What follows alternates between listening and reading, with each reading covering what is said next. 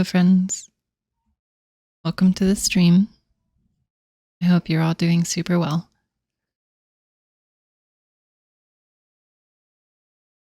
Tonight, I think we're going to talk about the passing problem. Hello. Hi, Miranda. Hi, Jan. I hope you're all doing super great tonight. It's a very quiet night over here, and I just wanted to do a little stream. I've been meaning to talk about this for almost a year now. This was posted on, as you can see, Celeste's Substack back in March. And when I was made aware of it, I really wanted to do a stream on it and talk about it and do all that good stuff. But at the time, as some of you may know, there was a lot going on in my life. I didn't really have the capacity to have privacy, much less have any form of stream going for myself. So now things have changed. I am in a safer place. I am happy to be able to come back to this and do some streams like this from time to time. I still have yet to replace my webcam, which was damaged in the many, many moves that I've had to do over the last year. And it wasn't being recognized by my computer anymore. So I'm looking to replace that, but it's going to be a while before I can do that. I've got a lot of bills to catch up on, as again, some of you may know.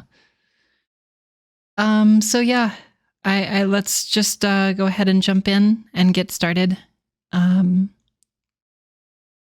Let's go over the passing problem, how obsessing over passing will make you miserable in the long run.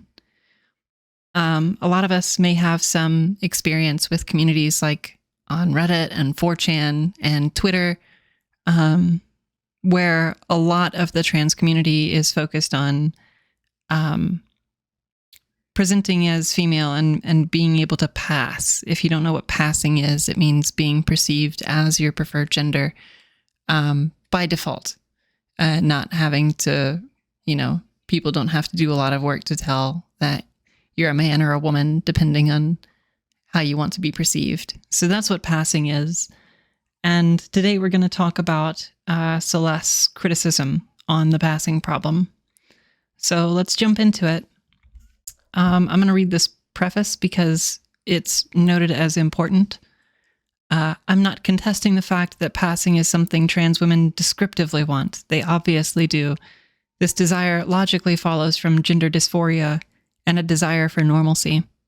You want nothing more to be like and treated like that one pretty girl from your class or whatever. My critique is of a passing mentality that is often held by certain Twitter subsections and 4chan LGBT frequenters. So yeah, I think that's a good way to open this article. I'm going to read it and give my thoughts, and we can discuss as things proceed. So let's get into it. I'm defining passing here as being able to meet a stranger without them suspecting you are trans.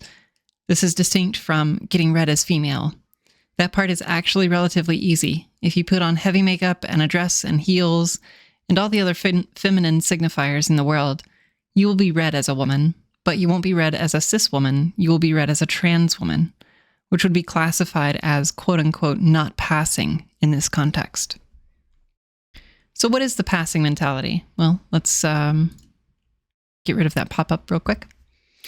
The passing mentality. Some backstory on me. I realized I was trans at 16, started hormones at 18. As I write this, I am almost 21 and have not been outside in a skirt, dress, makeup, or anything more feminine than skinny jeans once. Why, you may ask? It boils down to what I have come to call the passing mentality, which I will define as follows. The idea that any explicit feminine signifiers, such as makeup, clothing, a feminine voice, or mannerisms, are reserved for those who look cis while doing it. And if you can't look cis while doing it, you are better off not trying at all. This is often referred to as boy moding. I know a lot of a lot of my trans friends, when I knew them anyway, had this mentality of, oh, well, I will never pass, so I'm just going to wear a hoodie everywhere and give up entirely. And I think that is a little self-destructive in itself. This mindset is rarely explicitly laid out like this, but I feel like a lot of trans people believe this implicitly. Note that this is distinct from internalized transphobia, although there is definitely overlap. The mentality is usually only applied to yourself and not to others, and it is not adopted due to not accepting trans people, but due to the fear that others might not accept you if you are visibly trans.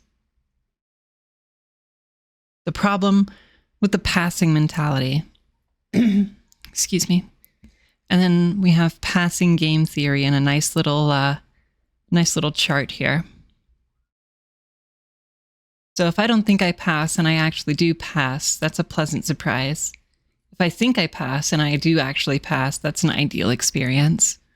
If I don't think I pass and I don't actually pass, that's a suboptimal experience. But if I think I pass and I don't actually pass, insane shame beyond imagination. And I think the numbers here speak to a lot of her perspective here, is that people fear this, the -100, the insane shame beyond imagination. People fear that so much that they'd rather go for the -20, the suboptimal experience, if I don't think I pass and I don't actually pass. So I think we'll get into it here in a minute, but I think what she's saying here is that people tend to be too hard on themselves because they fear that if they gain the confidence to believe that they pass and they don't, they fear that shame. So let's continue. Let's break this chart down. Now, if we don't think we pass, if we think we don't pass, but we pass to a stranger, that makes us feel very nice. If we don't think we pass and we don't actually pass, this sucks, but it's what we knew already. If we think we pass and we do actually pass, this feels very nice because our internal sense of self is validated by somebody else. This is how cis people feel all the time. But now the trouble starts.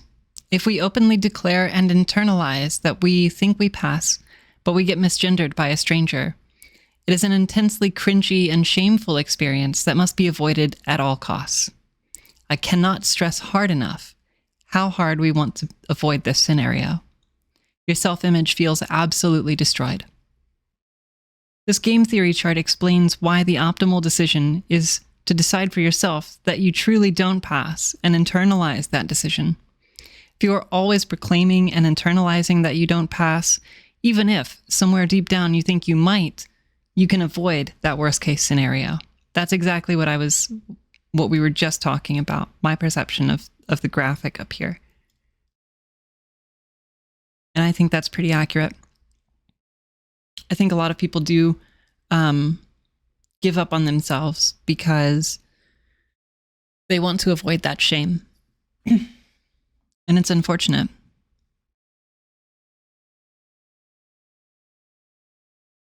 This chart, body dysmorphic disorder aside, perfectly explains the absurd scenarios these passing mentality trans women find themselves in all the time. For example, the cashier gendered me correctly and treated me like a normal woman. She's obviously just being nice. Or the dozens of trans women that frequent 4chan and Twitter, where the running joke is that they have BDD because they obviously look more feminine than the average cis woman, yet strongly hold that they do not, have never, and will never pass. If saying that you yourself pass is a bad idea, yet you make passing the sole goal of your transition, you will feel like a failure. This chart is the core of my argument. Tons of other issues with passing stem from the fact that, even if you think you pass or look feminine at all, the best response is to always say that you don't think you pass. Over time, you will inevitably start to believe this and internalize it. The passing catch-22. No one goes from hoodies, jeans, baritone voice, and male mannerisms to flawless makeup, rocking a sundress, a Lily Pichu voice, and feminine mannerisms overnight. Everything I've just listed will only get better if you practice. If you only allow yourself to be feminine if it means you pass while doing so, and force yourself into boy mode otherwise, a fundamental part of the passing mentality. You will never get the practice you need with makeup, voice training, and fashion sense that you need to truly ease dysphoria and be happy with yourself, and to pass. If passing is at all possible, it is almost always preceded by an awkward phase where you look trans, something so harrowing that it's often preferred by trans women to not try to be feminine at all, or boy moding.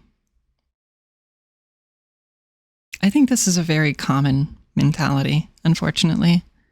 And I feel like a lot of the trans people I've known have completely given up on voice training, saying that, it's too much effort, or, that they don't feel like they'll ever be able to do it. I want to take a moment and emphasize how different your voice can sound after you've practiced it and after you've had that amount of effort put in, where you can see the progress for yourself. Okay? So I'm going to try to do my old voice, and we'll see what you think, I guess. Yeah. So this is my old voice, and it sounds a lot different than the voice that I have when I'm putting effort into it. Some people have told me that I sound like a girl trying to sound like a boy, but that's not the case. That's not the case at all. And if you actually go and look at some of my old videos, you'll see the amount of progress that I've had. Yeah, Gian, thank you. Your voice from like a year ago sounds way different now. That doesn't sound like your old voice. I've heard your old voice from years and years ago. You're still a few registers higher. Well, yeah, that's part of the effect of voice training, right? Is that you flex those muscles in that way to permanently change your voice. But there is no way to permanently change your voice beyond surgery, and that's something that we'll get into later. But yeah, very interesting. Very, very interesting. Anyway, I'm gonna go away from that. I'm not too keen on it, and I just wanted to, I guess, display that to show an example of just how different somebody can sound when they've had the time, the opportunity to put in that effort to do that voice training. My throat surgery impacted my voice pretty good. It's nice, but still very gay man coded. Well, I mean, it takes a lot of effort. It's something that not everyone will be able to do right away. It takes a lot of practice and a lot of dedication to it. Gian says, I have no clue where I'm at with my voice training. Yeah, well, like I said, it just takes practice. It just takes that amount of practice to get to a point where you're happy with it. And I feel like voice and fashion and mannerisms are the three key aspects of passing to a general public. Miranda says, I have to start voice training again. I started before I was mentally ready, but I'm in the right place now, I think. That's good. That's really good. And I'd be happy to help you with that at any time.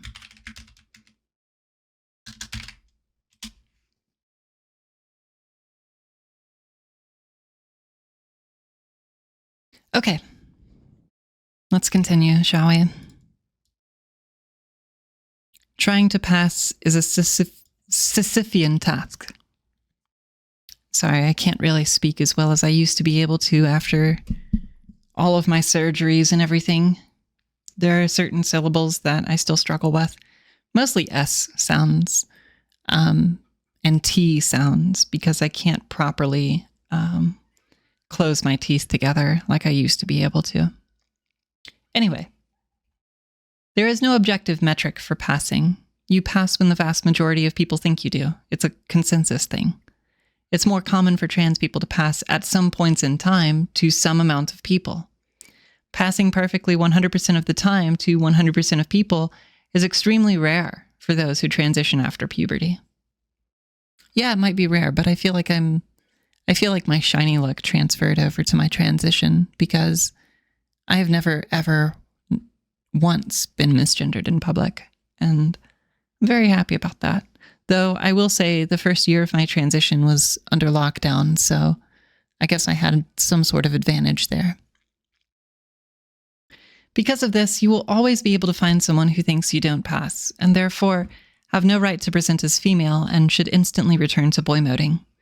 The worst part is that these won't be people that are lying and want to hurt you, but instead fellow passing mentality trans women who, due to passing game theory and sometimes mental health issues, have convinced themselves that to pass you must be unreasonably feminine and can't have any masculine attributes whatsoever to avoid being read as an icky trans person. The sad part is that these passing mentality trans people often bond together over their misery. See 4chan's LGBT board, which obviously reinforces these bad thought patterns and beliefs. And I think that's very true. One of my friends convinced me to appear on a rating thread on the LGBT board on 4chan. And I posted a selfie, and I think I was given like a 4 or a 6 out of 10, saying that there were too many masculine attributes of myself. And it just did not bug me at all. I don't have any, I guess, I don't put anything into these communities. You know, it didn't affect me at all because my lived experience tells me otherwise. You know, the fact that I can go to work and be perceived by everyone as a female, being perceived as feminine by everyone that I interact with, coworkers, customers, you name it. And I've actually had some of my coworkers tell me that they wouldn't have known had I not said anything to them about it. So yeah, I find that is true for a lot of these communities, especially these terminally online people that spend a majority of their time in these communities talking about their own misery. I find that they often, well, as the saying goes, misery loves company, right? So I feel like a lot of times some of these people will bring others down in an effort to feel better about themselves, right? Like, well, if they see a pretty trans girl or something and they say, well, you don't pass in this, and this way, and they see her miserable over it, you know, they feel better about themselves because of it. I can think of a few accounts on Twitter that love to do this. They love to engage in this kind of behavior. And it's sad. It's sad, really. I feel pity for them and really nothing else. I wish that some of these people would just go outside and experience life as a real person. Anyway, let's continue. It is impossible to pass perfectly. There will always be someone saying that it's not enough, and there will always be a body part to obsess over, leaving you in a never-ending struggle to finally pass that you will never achieve. Because of passing game theory and the natural instinct to cling onto one negative opinion over 100 positive ones, it still seems logical not to see yourself as passing. This, along with the game theory argument, is the main reason why you will see pretty girls on Twitter that look like regular women talk about how they should give up because their brow ridge is too pronounced. Yeah. GN says brainworms are crazy. That's true. That's so true. And the sad part of it is that a lot of these brainworms are fed by participation in these communities. And people participate in these communities because they think that they can't find friends elsewhere, or they want people to connect with over the fact that they're trans. And it's sad that this is a majority of the people in these communities that participate in this kind of mindset. Hello, food shops. I hope you're doing well. Thanks for swinging by. Passing being the goal of transition is unsustainable. Being early in transition and setting passing 100% of the time as your goal is hilariously optimistic and unreasonable. It is comparable to a teen doing well in college basketball and making it his life mission to join the NBA. It's probably going to end in disappointment. If the goal of transitioning is something unachievable to a lot of trans women, that's just a bad norm. That's true. I don't think it should be anyone's goal to pass 100% of the time doing anything, making anything your goal where it's, I have to be perfect in this every single day. It's unreasonable, and it puts a huge burden on yourself to have that mindset. So let's take a look at what Celeste proposes as a solution. There is happiness in not passing and just wearing a skirt anyway. Yeah, there really is. Life isn't over because people will sometimes think you are trans. The obsession with passing stems from the idea that being trans is something you do purely to be perceived as a woman to other people. In this journey, the opinion of yourself often becomes irrelevant because the passing mentality will base your entire transition off what other people say and gesture about you. I propose an alternative mindset focused on self-love, where you go outside in a skirt and makeup because that's what you wanted to wear that day. Because that's what makes you the happiest, even if a stranger will think you're an F-slur for it. If you pass, great. If you don't, I promise you it's not the end of the world. That's true. That's true. I think people tend to be really harsh toward non-passing trans women for one reason or another. I think that those people are the ones that tend to get these, tend to get the label of, pervert applied to them. And I think that's really unfair. Jan says, I still wear all my boy clothes, but just from my breasts and my current voice and face, people call me a girl. Yeah, sorry, Jan. I have a very strict auto mod setting turned on because it's common for my stream to get rated.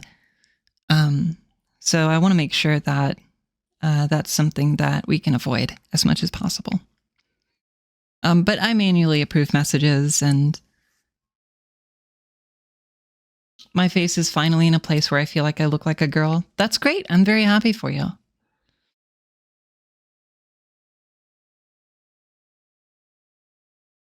It takes effort. It really does. Okay. So that's her proposed solution. I'm going to finish this article because it looks like it's almost done. Before you comment, I write this from a trans woman's perspective and specifically addressed to trans women, not because I don't care about trans men or non-binary people, but because I don't feel comfortable speaking on their behalf, and because the passing mentality is specifically prevalent among trans women, though my arguments probably broadly apply to trans men and non-binary people too. I know that not everyone can risk not being able to pass. I am a white trans woman in a very progressive environment. I know a lot of people don't have this privilege, and their personal situation will be different. I do believe that the risks of being a non-passing trans woman are often overstated. Of course, we are at a disproportionate risk of violence, but if we keep hammering on this, we will give people the negative mindset of, I will literally get killed if I go outside with makeup on. As long as you don't live in a crazy conservative area and have only moderate dysphoria, I promise you that the benefits outweigh the risks.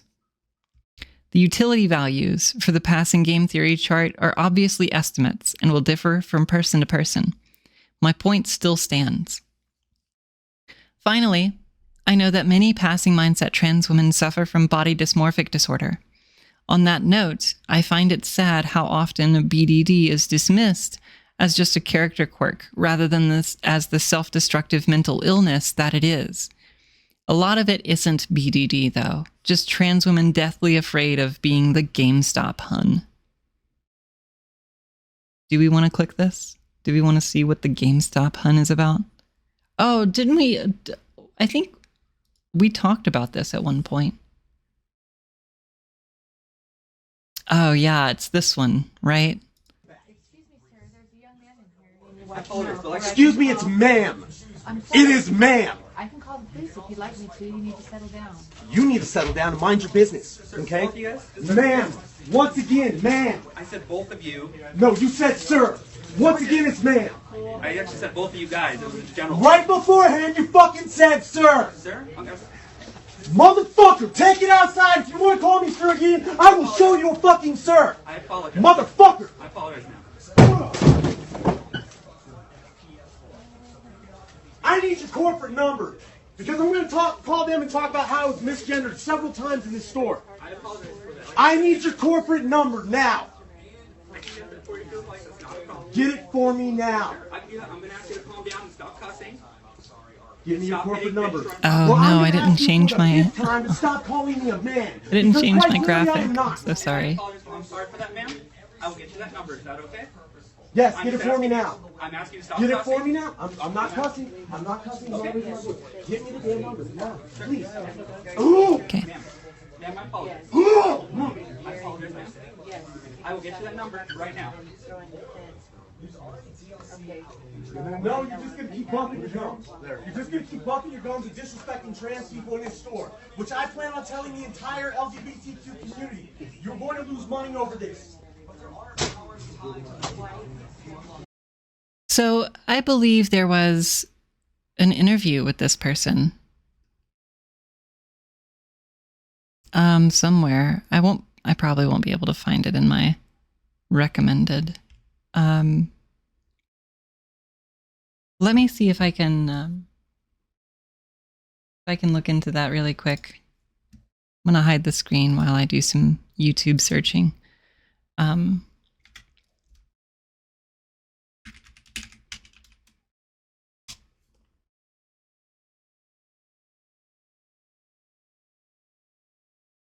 Yes, there was. There was an interview with that person. I'm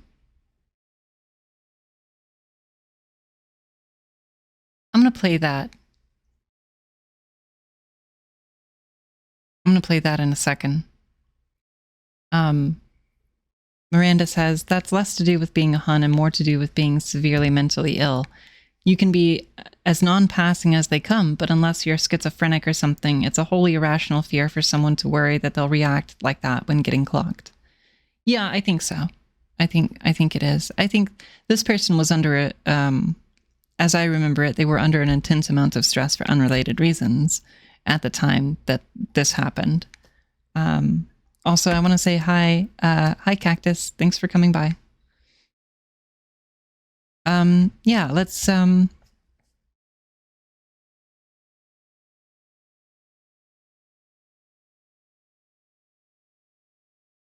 see if I can, I'm going to do this. Okay.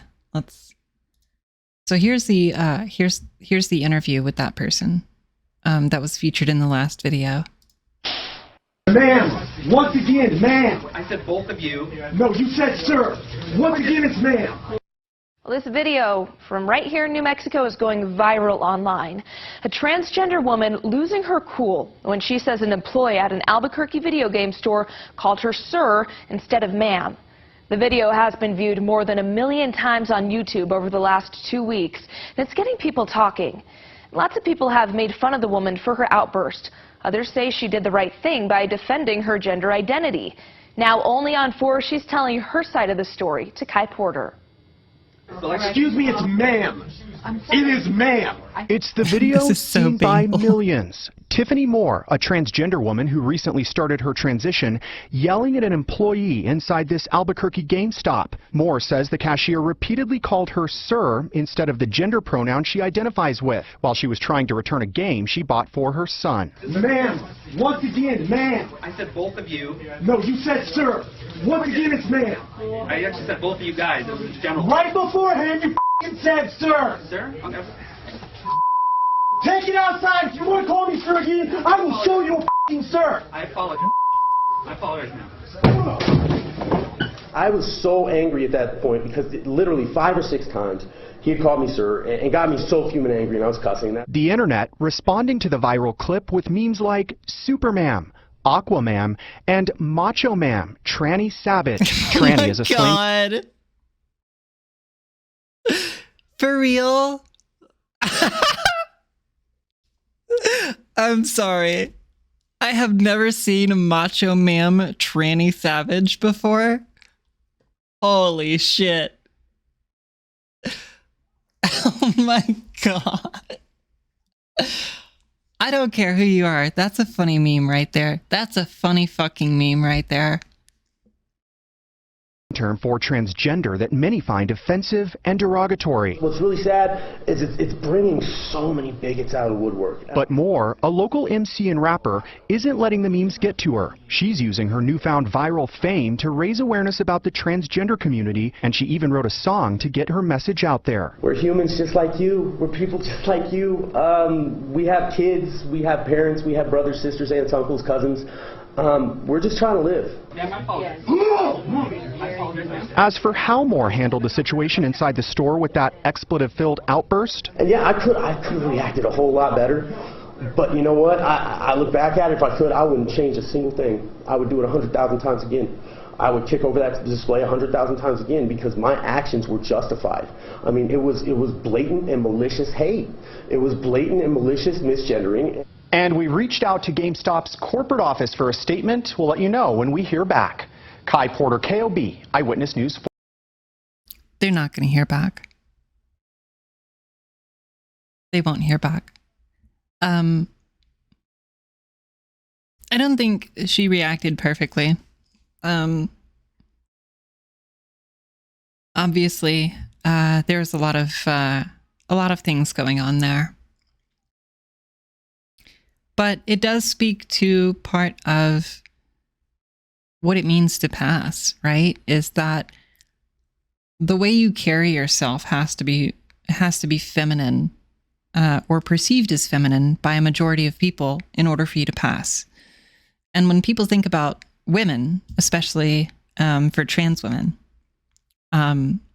they perceive women to be more docile and non-aggressive. And even before like trans people came into the mainstream and stuff like that, you would see that women, cis women, who exhibited a certain level of anger or violence or anything like that that could be perceived as masculine, people would question, oh, is this person really a man? Or that's male coded and stuff like that.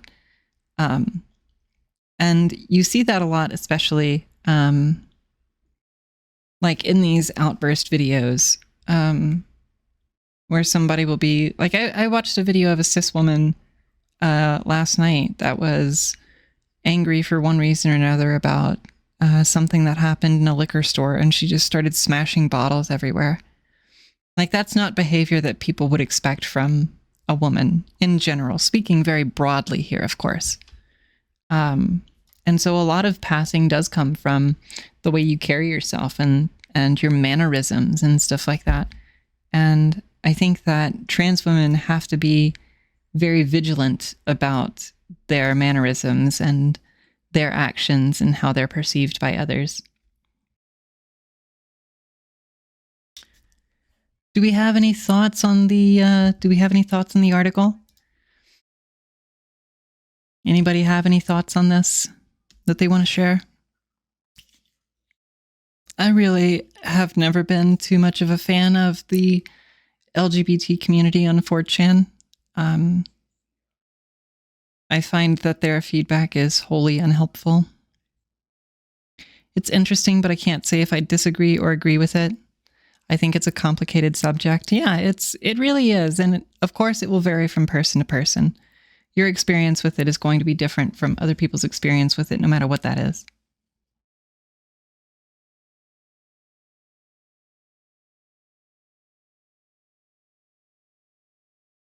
There are always going to be some people that feel like they won't ever pass, who feel like that they might as well just give up on it. And like I said, I've talked to a bunch of trans women that feel that way. And it's sad because it's self-sabotaging in a way. Gian says, my personal philosophy is that I tell people I'm a woman, and if they misgender me, I politely correct them. People generally do not misgender me. Yeah, that's fair. Miranda says, I found it interesting when the author said something about, so long as you only have moderate dysphoria, you'll be fine. And it's like, how many of us only have moderate dysphoria? Well, I would say that my experience personally anyway, I had moderate dysphoria when I started transition.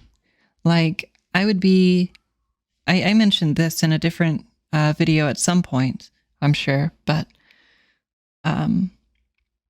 before I transitioned, I would be in a customer service role helping people over the phone, and I would get misgendered as a man. It's funny to have that happen to you. But people would call me ma'am all the time over the phone, or refer to me as she. One of my bosses had a particularly strong issue with it because one of our customers called in asking for a Beverly because they misheard me say my name. And we didn't have a Beverly employed with us. So he was very confused about that. But we figured it out. We got to the root of it. And it was just that my customer service voice sounded extremely feminine. And people perceived me as that. So it's interesting to go from that experience as a man into transition. And I almost feel like it helped me in a way. It helped me with my voice training. You know, I would spend hours in my car just singing and practicing vocals for no real reason back before transition, because it was a number of years before I even considered that as an option. But that really helped me with my voice training. It really gave me the head start that I needed in order to get where I am today. And I don't want to be naive and say that I pass to every single person that comes through. I'm sure some people that come through have some questions, but those questions are never expressed to me. I don't have these confrontations with people in public where they're stopping me going into the women's room and saying, well, you shouldn't be in here. I don't have that. Nobody ever does that to me. Maybe when I start having that experience, I'll change my tune. But until then, I think I pass just fine. And I think more people need to be more optimistic about it like that.